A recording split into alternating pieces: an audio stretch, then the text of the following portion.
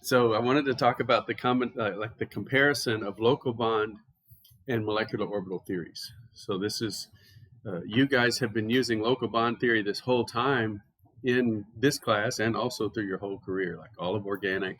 You learned it in freshman chemistry, semester 1. Okay, so what we'll do.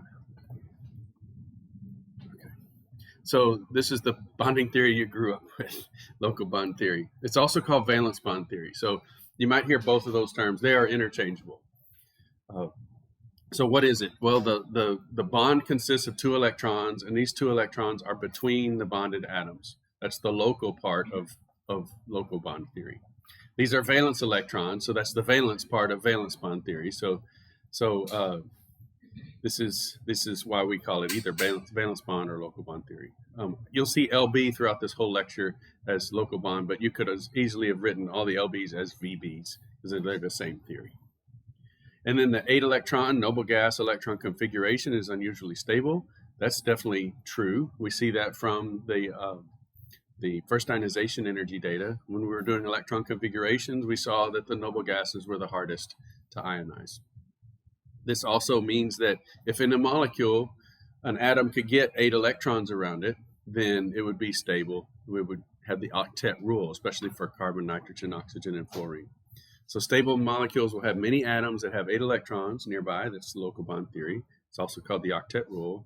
And it's strongly adhered by carbon, nitrogen, oxygen, and fluorine. And particularly carbon, nitrogen, and oxygen, it's once an octet so bad that that's where the double bonds come from.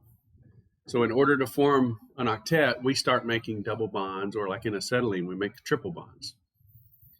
The only reason we're making those is to fulfill that octet. Okay, so that's where those came from. Again, the bonds that we draw with those little dashes, we're going to learn today, are not real. Okay, so that's unnerving. Okay, and then elements greater than period 2. So you get down on the 3rd row of the periodic table where phosphorus, sulfur, and so on. Those can have, and when I was young, they called them expanded octets, which I thought was a stupid name because it's octet is 8. You can't have an expanded 8. It's just a bigger 8, But what they meant was expanded valence. So the new term is expanded valence. You'll still hear some people call them expanded octets, and you can snicker because it's a stupid way to say it. Okay, so local bond theory gives us the Lewis dot structures, and so we can practice a few of these. But here's the procedure. You sum up the valence electrons. You create a single bond framework often around a central atom. You subtract 2 electrons for each single bond. Then you place non-bonded pairs on the more electronegative atoms first.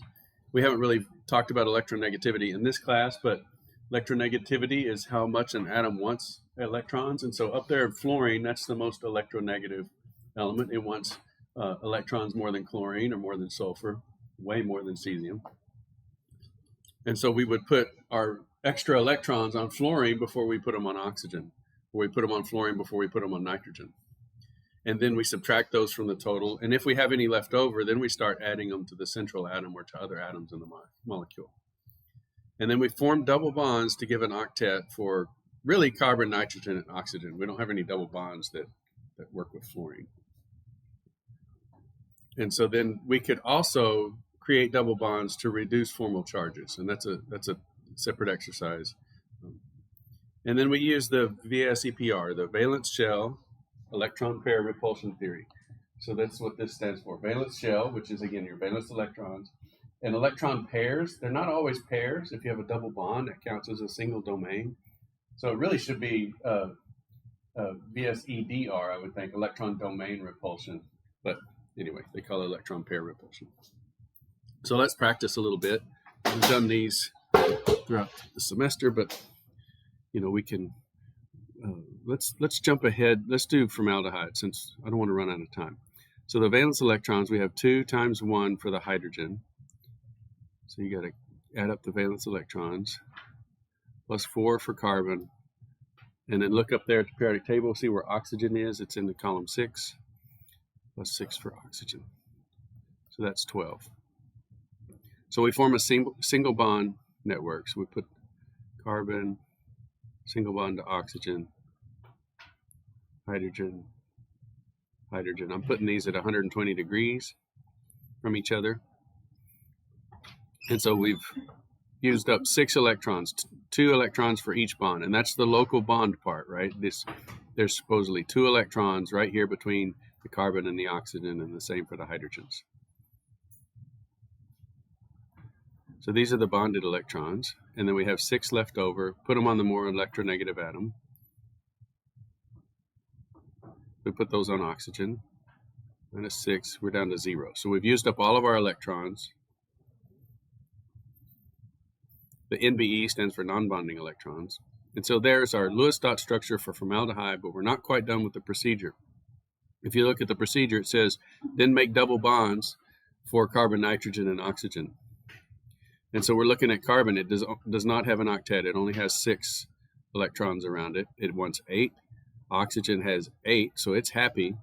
And oxygen doesn't lose anything by sharing. So if we take these electrons and put them there, we end up with the double bond. Okay, so I'm going to go ahead and put it there, and then I'm going to erase those guys. So there's our Lewis dot structure for formaldehyde. The VSEPR shapes would say these 3 domains repel each other, and so they repel each other, and you get 120 degrees angles between these.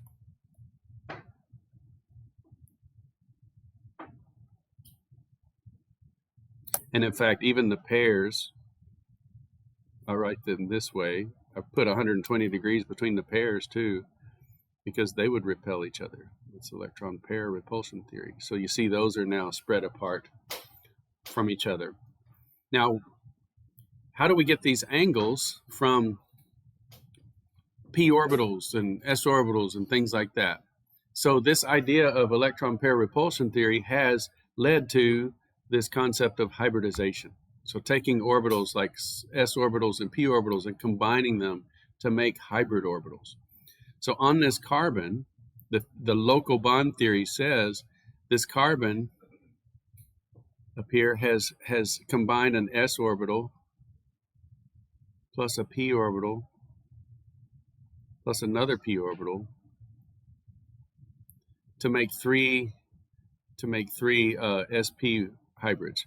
And so it's made an sp hybrid that's aimed in this direction, an sp hybrid that's aimed in the up direction going towards the oxygen, and then sp hybrid going towards the other hydrogen. So these are three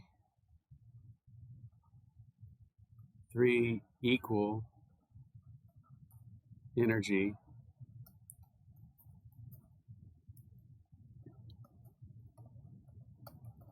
hybrid orbitals.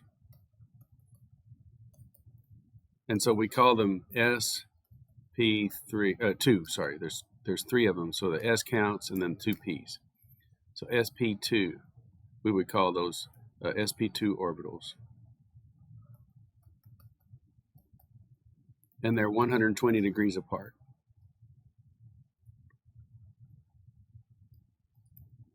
And they're planar. I'll say trigonal planar. So that's where we get the structure of formaldehyde using local bond theory for the Lewis dot structure, and then valence shell electron pair repulsion theory. This whole piece right here, I'll just put a big bracket here, and that's VSEPR. So this should be review. We've been doing this to come up with our symmetries, okay? But I want to point out this right here. These sp2s, hybrid orbitals, are equal energy. That's important, okay? Because we're making a claim there. We're making a claim that these 3 hybrid orbitals have the same energy, okay? And so let's move forward. Just a bit of a review of Lewis dot structure and valence shell electron pair repulsion theory. Okay.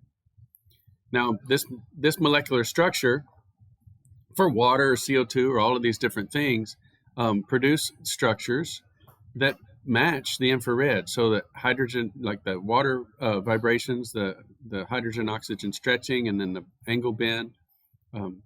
This crazy pattern here shows that water is a bent molecule, and it's the asymmetric top, so it has 3 different rotational constants, and all of those P and R branches are on top of each other, and it's very confusing.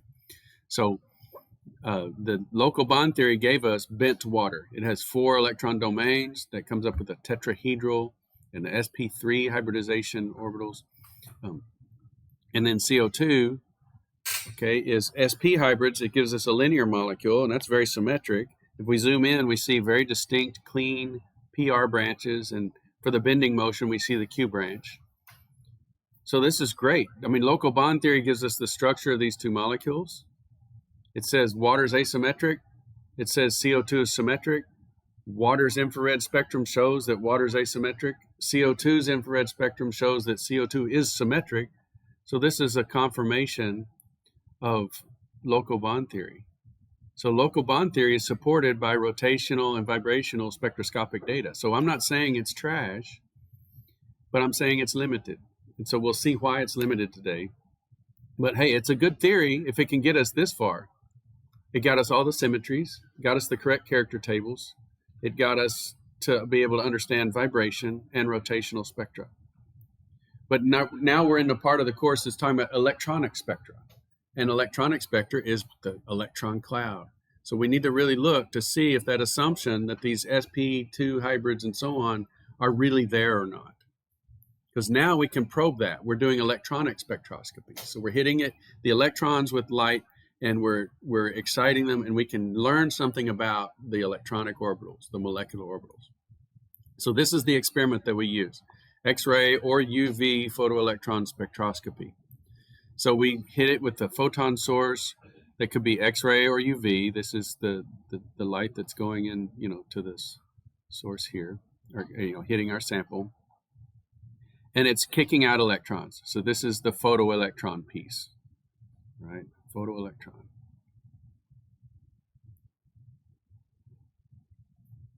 Now the electrons are buried. Let's say this is the ionization limit. Okay, I'll say X plus. Right down here is X, and so we're hitting this ionization limit.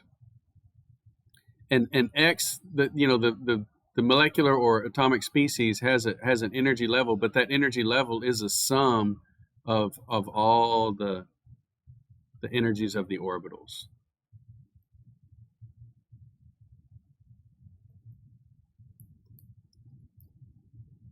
And we have a single energy, either an X-ray or a UV photon. So this is coming in. Let's say it's coming in at 50,000 wave numbers.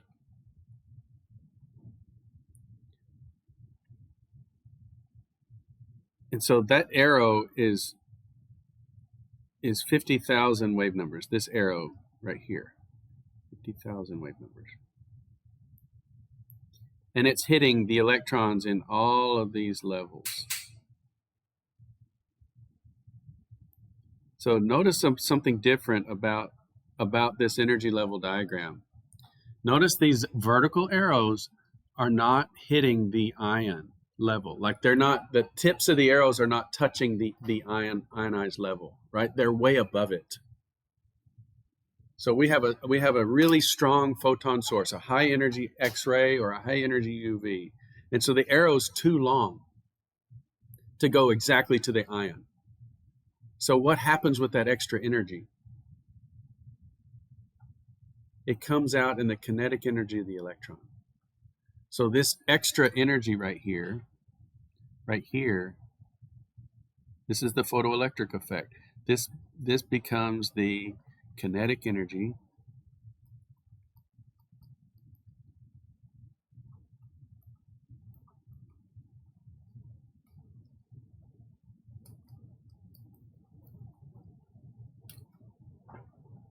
and so if an electron is deeper into the energy structure of the molecule, it's really strongly bound. Like a 1s electron on an atom, real close to the nuclei, it's deep. deep inside the molecular energy manifold. You got all these electronic energy levels. The 1s electron on that biggest atom is going to be the lowest energy electron. So it's going to be really bound. And we can plot this versus binding energy. So the most strongly bound electrons will be the 1s electrons, then the 2s, then the 2p, and so on. The most weakly bound electrons are going to be the ones that are bonding in the valence shell. So the valence electrons are going to be the ones closest to the surface and easiest to pull off. Like that electron that's way far remote on a molecule, boop, you pull it off and you've got an ion, okay? And so that will be the weakly bound thing. So how do we analyze the kinetic energy of an electron? We measure it the same way we would measure kinetic energy of a race car on a racetrack. We've got the mass of the car, we've got the velocity of the car, how fast can it turn? Right? So a car that's going faster can't turn as fast, right? It can't take as sharp a turn. Car going really slow can do a U-turn and no problem, right? We do the same thing with the electrons. We have this energy analyzer. So we make this little shell plus and this little shell minus, and we make those electrons turn this corner. And we just ramp these two voltages, and we can select the energies of the electrons. So this is an energy filter, and we just sweep it through this, and the electrons all weigh the same amount. And so they come out at certain energies. So certain kinetic energies of electrons show up at certain, sweep voltages, and we can do the math and come up with energy. How much energy did that electron have when it left our molecule? So if we put water down there and hit it with our UV light, we kick off all of the valence electrons. And so this is the UV photoelectron spectrum if local bond theory were true. So we have the lone pair electrons and the OH bonding electrons. So we would have this oxygen, and it would have that sp3 hybrid here, bonding with the hydrogen 1s, and it would have an sp3 hybrid here, bonding with that hydrogen 1s, and then it would have an sp3 hybrid kind of coming out in front with 2 electrons in it and 1 in the back. You see I'm kind of drawing it in the back. And because those have different things they're touching, I would acknowledge that although if you take the hydrogens off and just put the 2 electrons on there, you would have 4 identical sp3 hybrids, and they would all have the same energy. But because 2 of them are bonding to hydrogens and 2 of them have lone pairs, I would say that those are probably 2 different energies. So these are sp3 hybrids.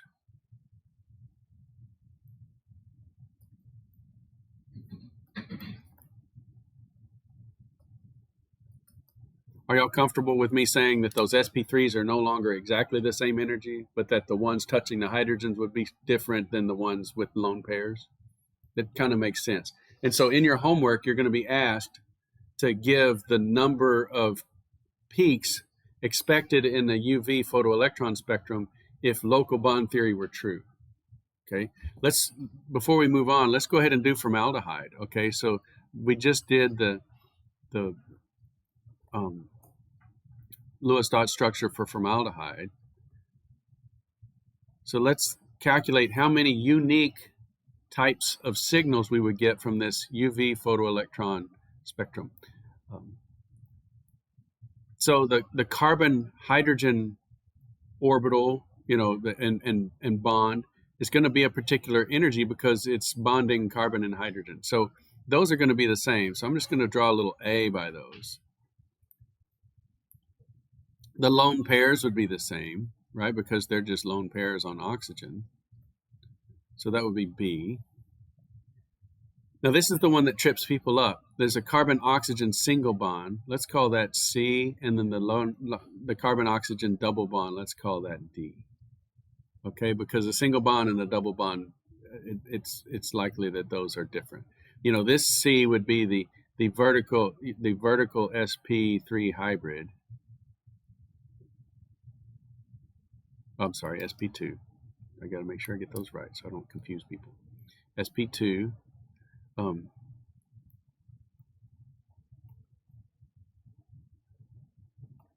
for the single bond.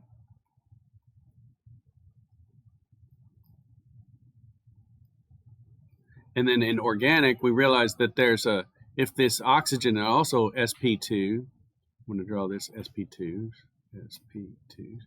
then it has an unused p orbital that's coming in and out of the paper, and that can interact with the carbon side on, and we talked about that last time, and that can form a pi bond, and so the pi bond would be different. So the D would be the pi bond.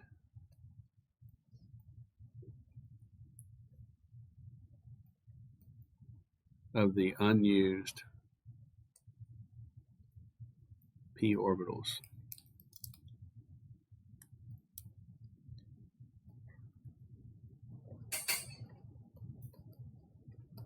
Does that make sense to everybody? We got local bond theory. You got the Lewis dot structure. CH bonds, those would be the same energy. Oxygen lone pairs, same energy. Carbon oxygen single bond, another energy, and then carbon oxygen double bond, another energy. So we would have 1, 2, 3, 4 peaks in this molecule. 1, 2, 3, 4. Yeah, 4 peaks in this molecule if local bond theory were correct.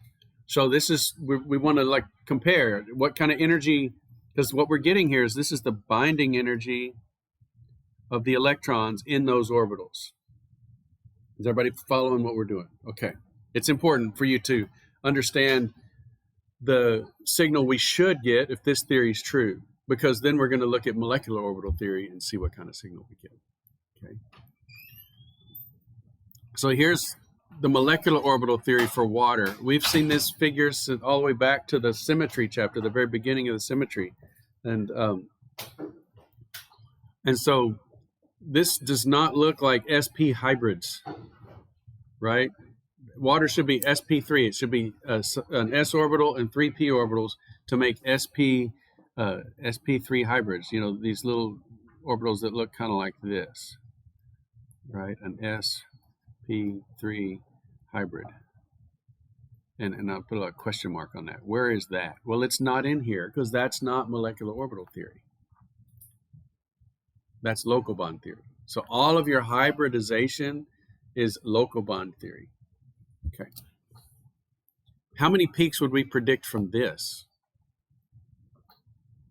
So the ionization limit is way up here. So this would be H2O plus. And so if we hit this with a really strong, light source, the arrow is longer than the ionization limit. So then this one would come up here and it would be, shorter by that difference. And so these top electrons would have this kinetic energy. And then these next electrons would have that kinetic energy, right? And my screen's actually not tall enough to show all 4, but you could imagine if we had a really long arrow, then we would have 4 kinetic energies of electrons coming out of this molecule. So we would see 4 peaks in the photoelectron spectrum. So this is what we would have if molecular orbital theory were true. We would have 4 peaks coming out of this. And then if we hit it with X-ray light, we would actually see the oxygen 1s peak too. So really there'd be 5, because buried down into the oxygen is the 1s electrons too. And those would be labeled with their symmetries, which we have up here. These symmetries here, A1 here, A1, B2, and B1. Okay. And then the oxygen 1s down below this diagram here would be A1. So what we do is we look at this, we say, okay, this is a perfect example of science in action, right? We've got 2 theories. They produce 2 predictions, 2 different predictions. Then we go to experiment and see which one's true. So we can go do this experiment and we'll see which one's true. And the spectrum matches the molecular orbital theory. Now, it's a little different. I calculated this spectrum using Gaussian. The experiment actually reverses the middle 2. So, okay. It was probably a low level of theory that I used just to do it quickly on Gaussian. But this is the paper, the photoelectron spectrum of water.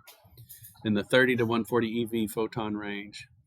And this is the spectrum that you get, and that matches what we got from Gaussian, except those two are swapped in energy. And I know they're swapped because of the symmetries, right? So this one is the B2. This orbital is actually lower than they're swapped in position. But the point is, we get 4 peaks plus the oxygen 1s, so really 5. We don't have that local bond theory said we'd have 2. So this is not the only molecule that proves this. We see the same thing with ethene. We see any of the small molecules, if we do UV photoelectron spectroscopy on it, it confirms molecular orbital theory is the structure of the electron cloud. Now, I know you guys are just listening and going, okay, but it should really hit you that sp hybrids don't exist. Is that weird? Does that bother you? They don't. They're not there. They predict 2 peaks for water. We go to water, we see 4. Like, why? You go to MO theory. Oh, that's why. MO theory is how we build the molecular electron cloud, and MO theory is true. It matches experiment. That's how we decide what's true. We take both theories to experiment, and we say, all right, which one comes out the winner? And so this is weird, isn't it? Okay, so how do we evaluate theories? Do we throw local bond theory away? This was fun, too. This picture I put in here, it's not in your part of the notes because I made it yesterday. This is mid-journey. I wanted a stock photo to show Lady Liberty balancing the scales, of justice, but we're just evaluating theories. And I just typed in blindfolded Lady Justice holding the scales of justice, and that came up. Anyway, that's really pretty cool. I like to mess around with that. So all theories have the following. Okay, so this is how we evaluate theories. So let's back up and say, all right, we've kind of had an earthquake in our scientific understanding of how molecules are built. And so this is how we evaluate theories. Explanatory power is big. So what is that? Well, that's how well the theory matches the data in the original and subsequent data that it attempts to explain. Okay, so this is, if you have a theory that explains a lot, that's better than a theory that explains less. Okay, that makes sense. Okay, and explains it well, right? I would say this is how well it explains it. So explanatory power. It gives you good RMS values when you compare theory to experiment. If you're doing a regression, it has good R-squared values, and if there's any deviations, the deviations are small. Okay, and then explanatory scope. This is the more data that it can explain is better. So how large is the data set? So I know we have only compared it for water, but believe me, the data set for this is enormous. We can use MO theory on all these molecules, and we can see, but we can also use local bond theory on a lot of molecules. So both of them have a huge scope. And then ad hocness. Ad hoc is Latin for this. That's what it means, for this. So this big is bad on this one. We don't want your theory to have a lot of exceptions or special cases. So if your theory works for everything but halogens, right? That's the same. But for halogens, for ad hoc, for halogens, it's different. Or for the second row in smaller atoms, they need an octet so much they'll form double bonds. That's kind of an example of an ad hoc rule. You have a theory that has a few exceptions to it, and you don't want a lot of exceptions. So this is comparing the two. So local bond theory, the explanatory power is really good. It can explain it can be used really well with the Vesper shapes to accurately model molecular structures. And even in this course, we've used it the whole time to model the symmetries of our molecules. The explanatory scope, though, has a big hole in it. It's fantastic for the rotational spectra and the vibrational spectra, but it falls down on electronic. So that's what today's lecture was about, to show the electronic spectra does not support local bond theory. So it can't explain the structure of the electronic cloud, even though we use the hybrid orbitals to show how we get these angles in the molecule. But that's in fiction. Those hybrid orbitals do not exist. And then for thisness, it does have this octet rule and expanded octets or expanded valences. Those are ad hoc in nature, so it'd be nice to get rid of those if we could. Okay, so that's valence bond or local bond theory. Here's molecular orbital theory. It has huge explanatory power. It can accurately model the molecular structures. And its explanatory scope is big. It matches the rotational spectra, it matches the vibration, and it matches the electronic. So because it matches all three, it's got a bigger scope than local bond theory. And then it doesn't have any ad hocness. There's no special exceptions like the octet rule or anything like that. So, you know, this is why it's the better theory. You know, when we're trying to put together the molecule, what do? We start with the atomic orbitals, which actually have analytical support. Like we can do that integral of hydrogenic atomic orbitals by hand. We can solve the hydrogen atom. We know mathematically those are good wave functions for the atoms. And if we just bring them together and form linear combinations of those atomic orbitals, we can make the molecular orbitals. And then that can predict the electronic spectra and the geometry and the rotational nature of the molecule. So how do we choose? We don't just throw old theories away when we find one measly little problem with them, because local bond theory matches vibrational spectra and rotational spectra. And the reason it matches those is because it's getting the symmetry right. So that's really big. This whole course is using symmetry the whole time. And if this simple theory, I mean, it's really simple. Lewis dot structure, Vesper shapes, I've got the structure of the molecule. I get the symmetry. I can predict the vibrational spectra. I can predict the rotational spectra. That's fantastic. But if I'm trying to do electronic spectroscopy, I can't use local bond theory. So this is not easy, though. I mean, it is crazy. Even making water was pretty complicated. We had the 3p orbitals on oxygen, the 2s orbital on oxygen, and the s orbitals on hydrogen, and we're combining them this way and that way and producing these really complicated shapes, all that just to make water. Whereas Lewis dot structure, 2 dashes, 4 dots, I got it. It can't be any easier. But the electronic cloud, the structure of the cloud around that molecule is complicated. So if we have to know something about the electronic cloud around a molecule, we really have to use molecular orbital theory. So that's what Gaussian does. Gaussian does all of them. And so that's why we like computational chemistry, but Gaussian is using molecular orbital theory to make those things. And so it's back to easy now. We build the molecule in Gaussian. It's using sort of a kind of like a valence shell electron pair repulsion theory to make the molecules. It's got all of those angles and everything built into Gaussian. So you build a molecule and you can, if like you make the angle really weird, you can hit clean and it'll snap it to the Vesper shapes and it'll make it a clean initial guess. But then you send that to Gaussian and all those sticks that it draws between the atoms are fiction. Occasionally you'll build a molecule in Gaussian and you'll pull up the log file and you'll see the molecule and one of your sticks is missing. You're like, what happened? Why is this molecule not bound? These atoms aren't bound. Well, they're probably bound. They're close together. But Gaussian draws those lines, whether it's a single bond or a double bond or 1.5, with the dashes, based on some table of average bond lengths. And so if you build a molecule, say, with an iodine on it, and that iodine's really long, it may not show the bond to the iodine because it's beyond the average bond length for all the other molecules with CH bonds and CO bonds and so on. So a lot of times students who are using Gaussian get panicky because they pull the log file up and some of their bonds are missing. And they're like, what do I do? Well, those sticks are just there. It's like a comforting safety blanket, right? Because we want to see a stick between the atoms. There's no sticks. Isn't that weird? The atoms are just close together because the electron cloud is overcoming the repulsion of the nuclei.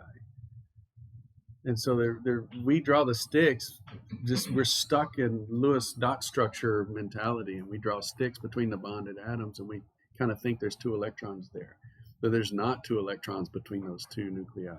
There's an electron cloud with all of these crazy MOs that are all oscillating and holding those positive nuclei which hate each other to get together to make a molecule. So that's very different from what you grew up with, right? So, but that doesn't mean you need to go on a crusade against local bond theory and hybrid orbitals, right? But always beware when you see something that is trying to force the issue.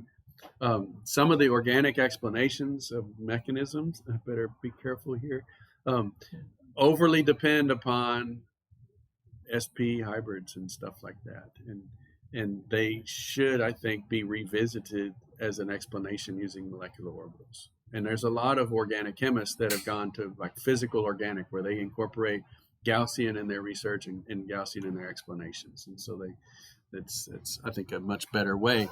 It really drives me crazy when you force Gaussian to produce sp hybrids. So some maniac programmer, research group got in there and can force Gaussian to put like sp hybrids in and model those model those orbitals using hybrids.